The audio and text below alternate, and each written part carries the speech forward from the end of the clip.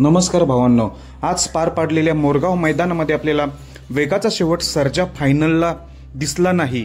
का दिसला नाही पलताना हे मी तुम्हाला या व्हिडिओ मार्फत सांगणार आहे. तर भावांनो, आज पार पाडलेल्या मैदानामध्ये 1 नंबरचा मानकरी झाला तो म्हणजे भोलाशंकर आणि पोलीस.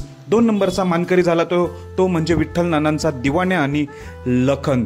3 नंबरचा मानकरी झाला तो म्हणजे आपला सर्वांचा लाडका बकासूर आणि भवानी. असं सर्व फायनलला राहिलेल्या बैलांचं, बैलगाडा मालकांचं हार्दिक अभिनंदन. राहिला मुद्दा, बरीच चर्चा करू लागले की सर्जा का दिसत नव्हता, सर्जा फायनलमध्ये का नाही दिसला. तर तुम्हाला माहिती आहे, सेमी फायनलमध्ये सामना निकाल आला होता, त्यामुळे मालकांचं जे संगमत झालं नक्की कोण पळवायचं, पण सर्जा का नाही पळाला.